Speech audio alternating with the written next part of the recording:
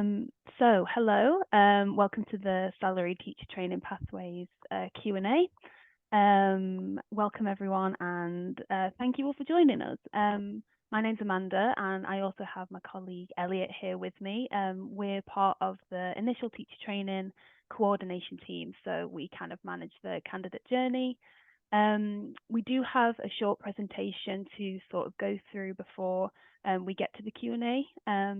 We'll do sort of half and half split between me and Elliot, so you won't have to hear me speaking for the entire time. But yeah, as I said, it is a Q&A, so please save all your questions till the end, and then we'll go through them all. If you do think of anything, though, you can just pop them in the little Q&A box, and then either me or Elliot can respond to them as we go. Also, one thing to note as well, due to the sort of format of this webinar, you won't actually be able to unmute yourself unless Elliot and I do that for you. So if anyone does want to speak at the end, just let us know in the chat and we can unmute you. Also, the recording has already started. We are recording this webinar, but if for whatever reason you don't consent to being in the recording, just give us a message or an email and let us know, and then we can take anything out that you participate in. Okay, so let's get started. So who are we? Best Practice Network is an accredited national provider of not only initial teacher training, but also various apprenticeships and also early career framework programs and national professional qualification programs as well. We're also an outstanding officer provider for last year. And we also do offer the golden thread. So that means people can come to us on their initial teacher training, so the start of their teacher journey, and then they can work with us right through until they want to become a part of a senior leadership team or a head teacher, if that's what you want to do. We do have some values, which obviously Elliot and I and everyone in the company stands by. So that would be, we inspire learning, and we work together, we act with integrity, and we also strive for excellence. This is our second year of running initial teacher training. So last year we only had the primary route, but now we also have introduced the primary SEND route, so special educational needs and disabilities, and then also a secondary route as well. So this webinar will be focusing on the initial teacher training apprenticeship. This is the salaried route training where you are employed by a school during your apprenticeship. So it's just more of an alternative to university-based training. There aren't any fees to the candidates, and the schools access funding through the apprenticeship levy. So your employing school won't be paying for the program either. It is fully funded as long as they pay into the levy. In terms of the pathways that we offer, we have primary as a standard route with 3 to 7 route and the 5 to 11 route. You can also do the primary SEND route as well through either of these age routes. We also have secondary. We have secondary 11 to 16 age route or 14 to 19 age route. And these age routes can be done through various subject specialisms. So we have maths and English, we have either of the 3 sciences, we have French and Spanish, and then geography and computing as well. And all of these routes are available via the salaried apprenticeship, which is what we're talking about today, or the fee-funded route. The fee-funded route is slightly different. It is paid for by the candidate, and it's a bit less competitive. There'll be a link towards the end of the presentation where you can have a little look about the fee-funded route, and also if you wanted to ask any questions on the fee-funded route, we can also answer them as well here. Just a quick note as well on the age specialism. So even though during your training you'll specialise in one age route, so like 3 to 7, you would still be qualified once you get your qualified teacher status. You'd still be qualified to work across any age routes. So for primary, you'd be qualified to work across 3 to 11, and then for secondary, it would be 11 to 19. So that is everything for the pathways. I think, Elliot, we said we would swap over here, so I'll hand over to you. Absolutely, yeah. Thank you very much, Amanda.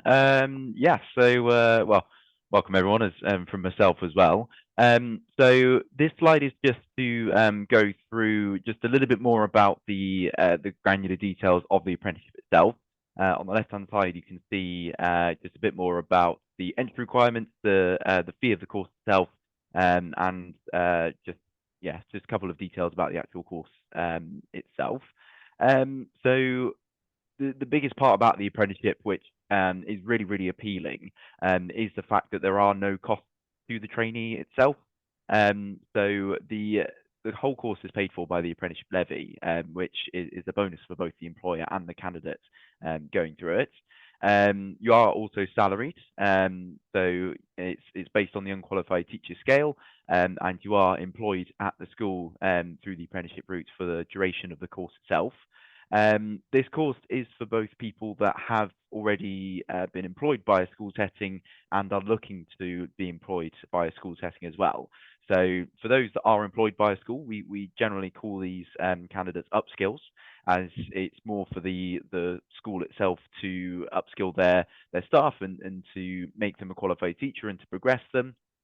But you are still very welcome to apply to us if you haven't got a school that you're employed at.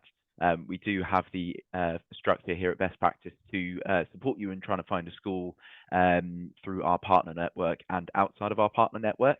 And these will be the support will be based on your location in the country as well. So it's not as if we've only got positions available in Bristol and schools that we'll look for in Bristol. It's all across the country. So it's not something we can guarantee, unfortunately, to be able to find your school placement. But we definitely have the support in place to help yourself to try and find a school. And that being said as well, you are very welcome to approach schools yourself and rekindle any prior volunteering you may have done or part-time work at a school that you've done in the past or anything like that. And we're very happy to follow up the conversation with them as well. One other thing to note as well, just in the bottom left, is about the grants, bursaries, and scholarships. So with the secondary ICT course that we have, the government are providing some really, really fruitful grants for schools to help them pay for them to support you in the school as an employee, should I say. So that's a really good incentive for schools to be taking you on as well. So unfortunately, it's not available on the primary side, but it is there is a definite shortage of teachers in secondary schools, and hence there's a bit more funding towards secondary schools to take on initial teacher training. Lovely. Next slide. Thank you very much. There's a big old blurb on the right-hand side that I won't bother reading out because that's for more for yourself to read. I'll just go through a bit more about how the course is delivered and the structure. So the course itself is 12 months long, and there is a brief period at the end of it as well for what's called the endpoint assessment, which is for every apprenticeship in the country delivered. It's up to 3 months at the very end of after the 12 months have elapsed. So the apprenticeship itself is 12 months, and then you do finish off the apprenticeship in the endpoint assessment at the end.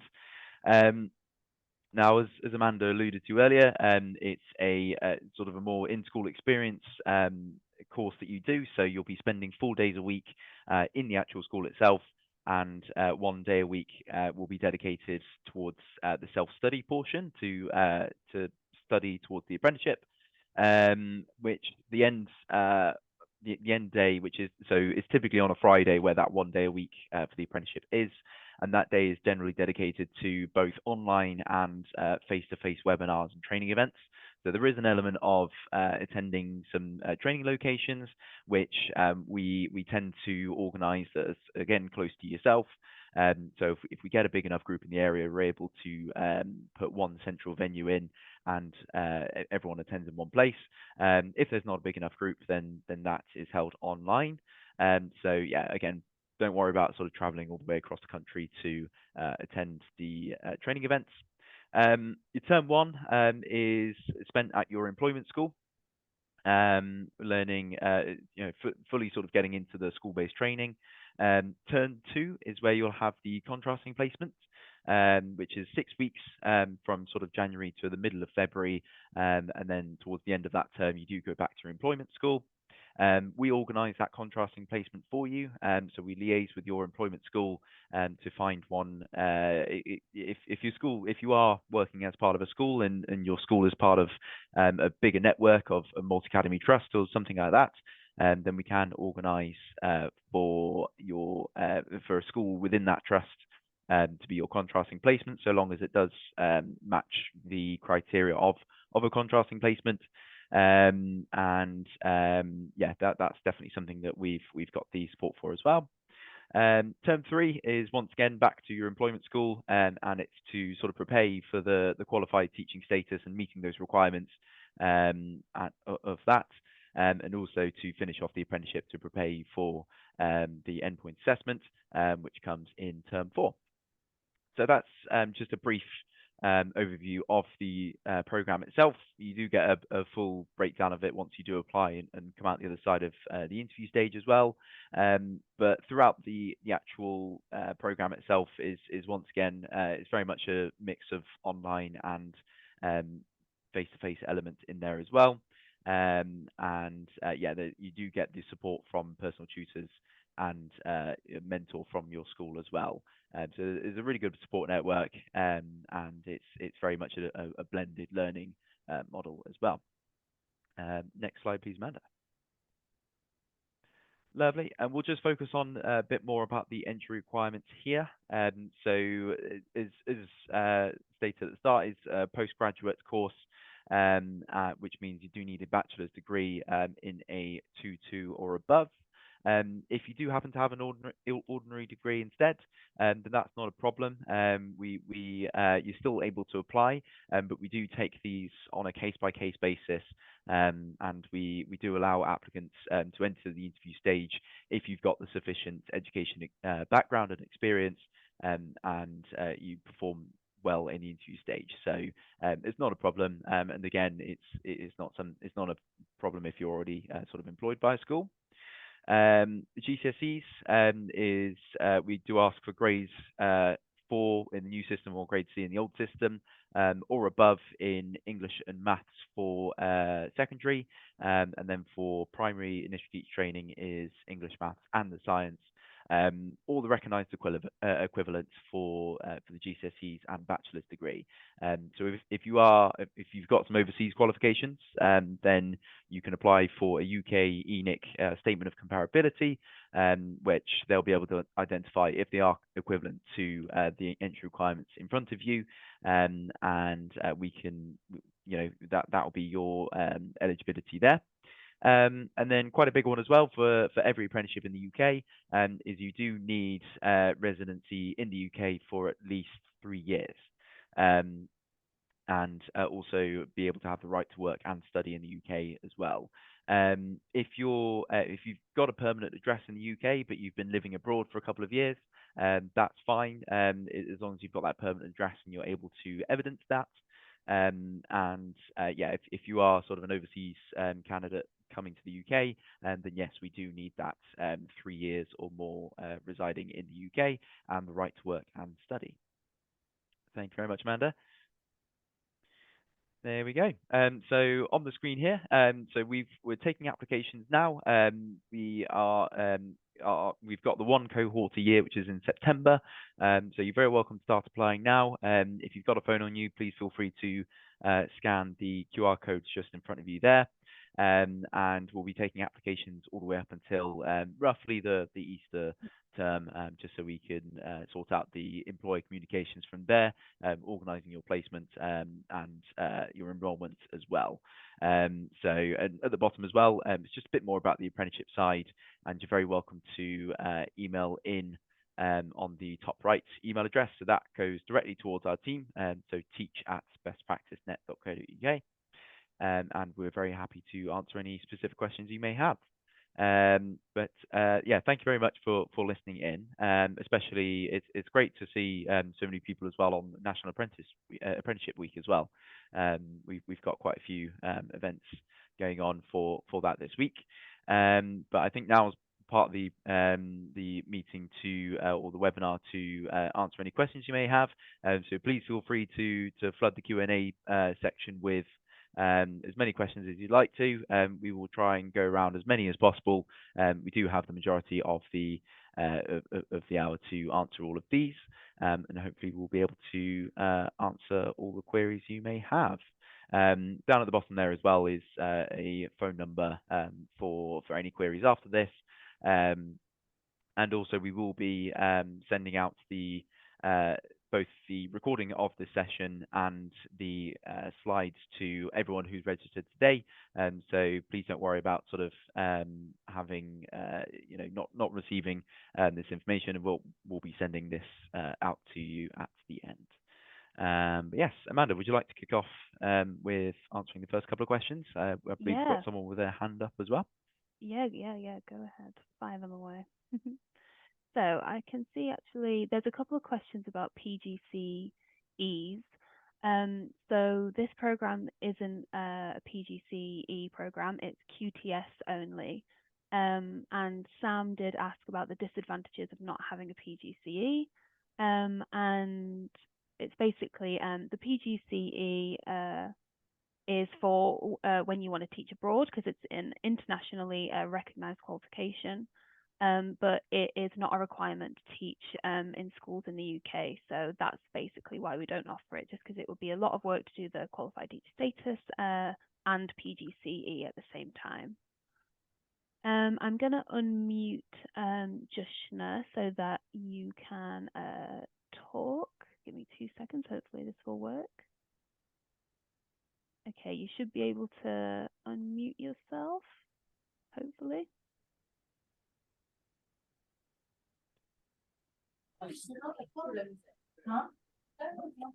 Hi. Hello. Oh, I think she's off. She didn't want to. Yeah, great question. No, but no, hopefully Joshua will be able to join back again and ask the question. But again, feel free anybody to ask a question live, and we're very happy to answer that as well. I'll answer Katie Seddon's question. So if you are already employed at the school and they're willing to sign up, do you still go through the interview process? And if so, what does that include?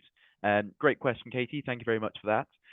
So yes, we do still host a interview process for yourself with us. So we've got a list of associates that we have that will interview yourself. They're very, very lovely. All of them are ex sort of head teachers and that kind of thing, and sort of work as tutors nowadays. The actual interview process itself, so you'll go through a sort of a short 10 to 15 minute presentation, which it varies depending on if you're on primary or secondary. Primary is a sort of a reading presentation where you have a children's book to read in front of the class, or a simulation of that, and a secondary is a lesson plan. There's also a 30-minute interview question section, so we've got a few questions lined up about that. And there's also sort of a document check as well to go through at the very beginning. So it's more of a professional conversation. We think of it as a more relaxed interview rather than more professional. Obviously, it is still a professional environment to go through, but we like to think they're a lovely bunch, and it kind of puts you at ease as you're going through the interview itself. So yeah, if you're already part of a school, we have that interview process, but then we don't interview, don't put you through a stage 2 interview, obviously because you're already employed at the school. And if you're not employed by a school, we do tend to organise a follow-up interview as well, with an employment school if we do find that placement for yourself. But I hope that answers your question, Katie. If you, yeah, appreciate there's lots of questions probably about sort of interviewing in general, so feel free to either pop another question in, or you can email us, and we're happy to answer sort of a list of queries about that. Cool.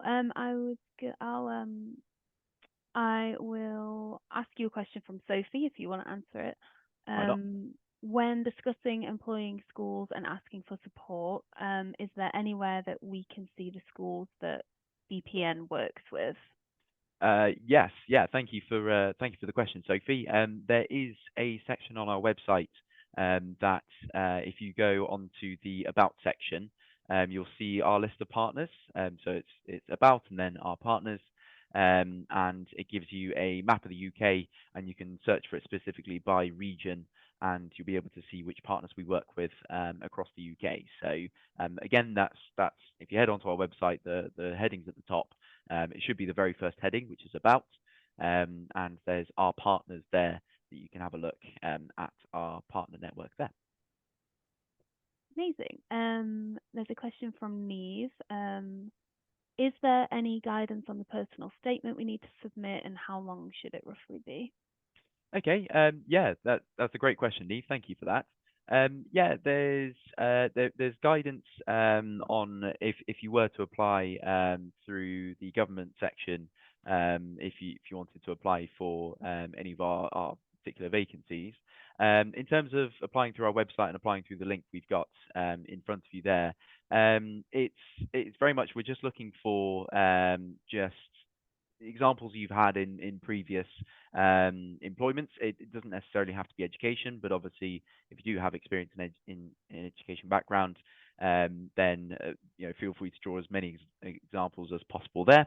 But it's just all about sort of what you've gone through and your particular highlights of general, your previous employments and your current employment as well, if you've got that. And kind of trying to link it into what would be applicable in an education or an environment as well. So how you think you can work with kids and of all different abilities, and just sort of generally creating an inclusive learning environment. So yeah, it doesn't have to be too long as well. It can be roughly sort of 500 to 1,000 words for the personal statement. But again, it doesn't have to be too long at all. And it also helps as well if you include just a brief CV about your previous history in terms of working, and also your qualifications that you've received as well. Great. Someone has asked, can they apply for multiple age groups, so both of the primary school ages, for example?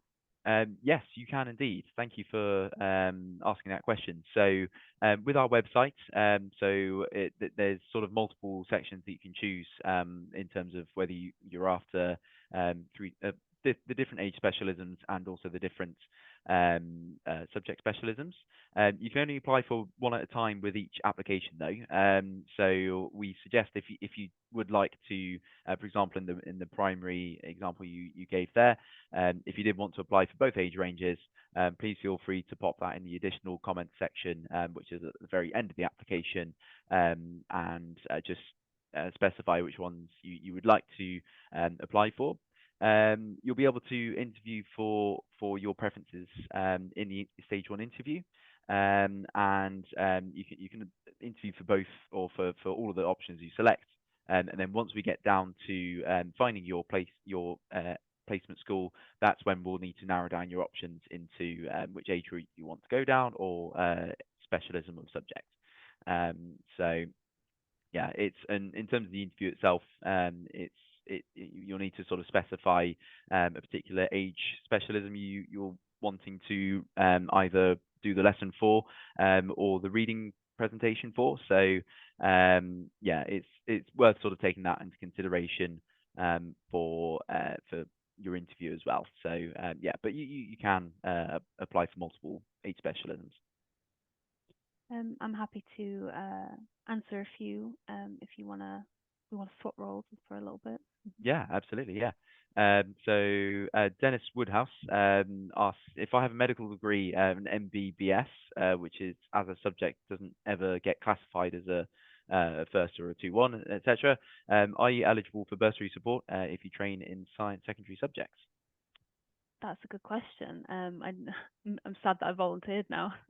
Um, I think in order to be eligible for the bursary, you would have to prove that you had a 2-2 or equivalent.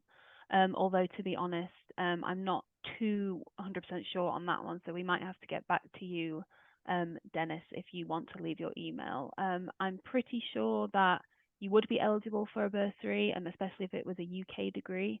But again, I can't 100% confirm that. So yeah, if you want to leave your email in the chat box, or you can type in the chat box to the hosts privately. So not everyone will see your email, and then we can get back to you on that one. Perfect. And we'll go. Oh, so Jushna is back. They say I'm already working in special schools as a TA and want to become a teacher. And what is the best way to do so? So it sounds like you'd be eligible for our primary SEND initial teacher training program. Obviously, you would need to meet all the eligibility criteria. So you would need to have your level 6 bachelor's degree and your GCSEs. But this course is quite suited to teaching assistants that want to become a teacher, especially if you're already working in a school. So yeah, I guess the short answer is apply to the course. Fab. And Louise says, do you have any particular course ratio for newly graduated or current career applicants? That is also an interesting question. Yeah, absolutely. A course ratio. So this is only our second year of running the initial teacher training apprenticeship, so we don't really have too many statistics that we can share and fall back on. I would say that it's definitely easier for teachers who are already, or unqualified teachers who are already employed by a school. It's definitely easier for them to um, apply and go through the process, just because there's not that need to find them a school. Um, but as to ratios, I think it's very much up in the air at the moment, and yeah, it's not really something that we have numbers on at the minute, unfortunately. But yeah, you're definitely in a better position if you do have the support of a school already.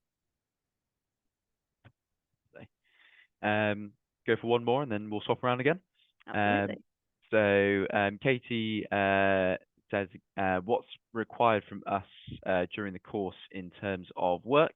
Is there assignment set or is it observation based? So it's a bit of both, really. There are assignments that you need to do, and sort of essays and that kind of thing. And there'll be two main platforms that you'll use.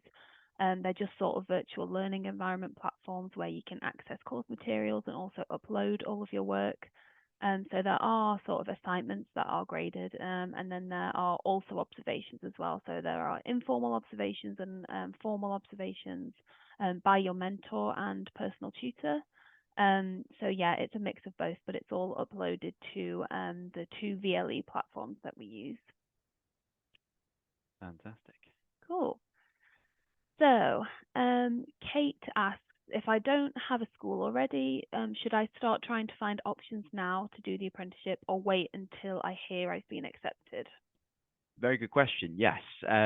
It's definitely worth sort of putting the feelers out as soon as possible, I would say, in terms of if a school is able to take you on as an apprentice, purely because there's sort of a short window. Well, there will be a sort of a race against time, as it were, to complete the paperwork that goes along with enrolling you and getting you on to the actual employment itself. So yeah, feel free to start reaching out to schools straight away, even if you haven't been accepted. It's just so you kind of get that ball rolling. We can then, as I say, we can definitely support you with a lot of the communication that goes with the apprenticeship. So feel free to make that initial contact whenever, and we can support you with that contact as well. And that'll definitely increase your chances at getting a school placement. Cool. There's someone that asks, can I apply if I haven't yet finished my degree and I'll graduate this year? Good question. Yes, so you can still apply even if you haven't completed your degree. So we there's a lot of people that are finishing their various bachelor's degrees this year, and the graduation being sort of summertime of this year. So yes, please feel free to still apply.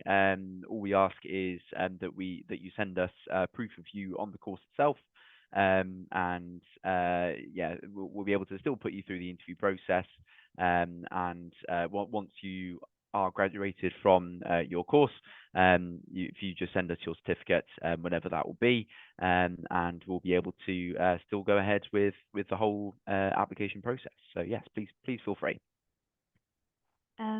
Katie asks, I know most teaching courses are competitive. If your school was already supportive and you passed the interview, are you guaranteed a place? So yes, I mean that is very much half the battle is getting a school to support you. So yes, if your school is already supportive and you pass the interview stage, then that is very much a highly likely chance that you'll be able to get onto the course. There's each school and each setting in the sort of each business in the UK, should I say, is eligible for government funding when it comes to the apprenticeship, any apprenticeship in general. So there's no sort of boundaries with that, and it's all just a case of putting you through the interview stage, being able to pass you on that, and then getting the school support and the structure around you for that support throughout the year. Once you've done with that's essentially you on the course. And then we can get you enrolled and do the tick box exercise with the program and the apprenticeship. And that's almost a guarantee that you're on the course at that point as well. Great. There's only a couple more questions, so I think we'll answer those two, and then anyone else who has any other questions, please feel free to just email us or give us a call. Katie asks, what would the salary be for someone working outside of London? So the salary does vary, even with sort of the position outside of London. So it's all based on the unqualified teacher pay scale. So it varies. It starts from 20,000 and a half thereabouts per year, which is a general rule of thumb. And again, it all sort of very much varies from that. So we can find out a bit more if we can make it sort of more specific to your area. But generally, it's sort of up to the school as well, and as I say, the location of that. So it's roughly about 20,500 per year for the unqualified teacher pay scale. That's more for primary school. I do believe it does go a bit more higher than that for secondary schools. It's sort of close to 28,000 thereabouts. But yes, as I say, it's very variable, and it's just a general figure. But we can find out a bit more if you'd like to email us on our email. So, last question from Louise. There's one from Katie as well, but I can answer that whilst you're speaking. No worries. So Louise asks, is there a way of finding out whether a school pays into the apprenticeship levy without having to contact them individually? Oh, that's a really good question. It's that that's something that we're very used to in terms of trying to find whether they are apprenticeship levy funded or not. It's you are able to find out. It all depends on if if the school in question is funded by a local authority or not. Generally, and it's more of a tip that we have is if you look at the domain of an email address for a general office email for a school, you'll be able to see the county in the domain, which is the last part of the email address. If that's the case, then they're most likely levy funded, but that is very much a kettle of fish. That is, there's so many sort of variables when it comes to it, and it's probably best if you definitely contact us to see if they are or not, and we can sort of do that investigating for you. So yes, it's very much, if you're unsure about that, please do contact us, and we'll be able to find out more. Great. I think that wraps things up. Thank you again, everyone, for sitting and listening to us and asking your questions. And yeah, if you need anything else, obviously the email and phone number are on screen, but I think we will leave it here. So thank you, everyone. Lovely. Thank you, and have a good rest of your day. Exactly. Thank you, guys.